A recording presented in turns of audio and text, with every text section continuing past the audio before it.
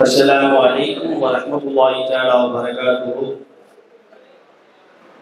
الحمد لله رب العالمين والعاقبة للمتقين والصلاة والسلام على خاتم النبيين. أما بعد, தினம் ஒரு உணரப்படாத தீமைகள் என்ற அடிப்படையில் தினம் ஒவ்வொரு விஷயத்தை நாம் பார்த்துக்கிட்டு வரோம். இன்று நாம் பார்க்க இருப்பது இஸ்ராஃப், வீண்விரயம் செய்வதை பற்றி நாம் பார்க்க இருக்கிறோம். ரசூல் ஸல்லல்லாஹு அலைஹி வஸல்லம் பல்வேறு விஷயங்கள் என்ன சொல்லி காட்டினார். வீண்விரயம் செய்வது இஸ்லாத்தில் தடை செய்யப்பட்ட ஒன்றாகத்தான் அல்லாஹ் சொல்லி காட்டினான்.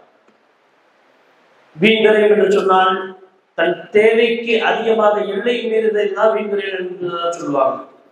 அதனால அல்லாஹ் சொல்லி காட்டுறான், அஸ்ரஃபு அலா அன்ஃபுஸிஹிம் குல் யா இபாதியல்லதீன அஸ்ரஃபு அலா அன்ஃபுஸிஹிம் லா தக்னது மின் ரஹ்மத்தில்லாஹ்.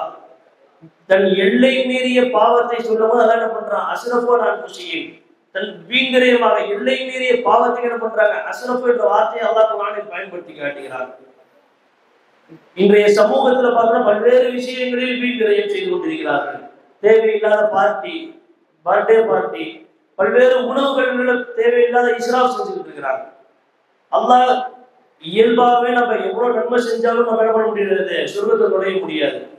நம்ம கரெக்டா தொழுதுட்டோம், எல்லா நன்மைகளும் செஞ்சுட்டோம், சொர்க்கத்தை பெற முடியுமா? கட்டாயம் முடியாது. அல்லாஹ்வுடைய ரிலா இல்லாமல் நாம் சொர்க்கம் நுழைய முடியாது. அல்லாஹ்வுடைய பொருத்தம், அல்லாஹ்வுடைய பிரியம் இல்லாமல் எந்த ஒரு நபரும் சொர்க்கத்தை நுழைய முடியாது. அதுவே நம்ம இபாதத் இல்லாட்டியும் பரவாயில்ல, அல்லாஹ்வுடைய பொருத்தம் இருக்கிறோம் என்ன பண்ண முடியும், அல்லாஹ்விடம் சொர்க்கம் நுழைய முடியும். அல்லாஹ்வுடைய பிரியத்தை விட்டு பாரதூரமாக்கக்கூடிய விஷயம் தான் இந்த இஸ்ராஃப்.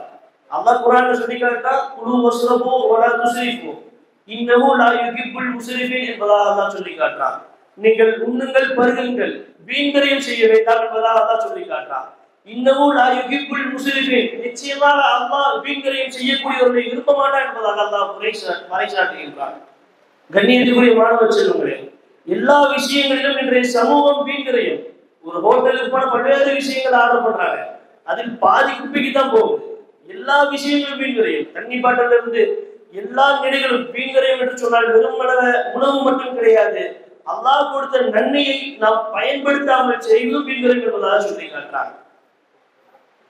இயல்பாகவே வீண்விரயம் என்பது ஃபிரௌனுடைய கூட்டம். ஃபிரௌனை பற்றி அல்லாஹ் சொல்லும்போது இப்படி சொல்லி காட்டுறான், வஇன்ன ஃபிரௌன லஆலின் ஃபில் அர்த் வஇன்னஹு லமினல் முஸ்ரிஃபீன் என்பதாக சொல்லி காட்டுறான்.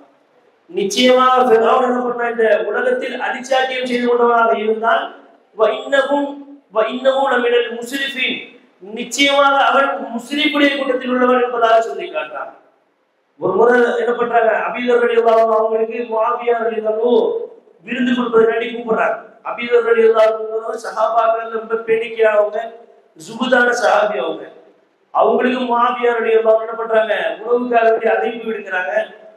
என்ன பண்றாங்க, அபீதர் ரலியல்லாஹு அன்ஹு சாப்பிடுறதுக்காக வேண்டி போய் பார்க்க என்ன பண்ணுது, பல்வேறு விதமான உணவுகள் அங்க வைக்கப்பட்டிருக்குது.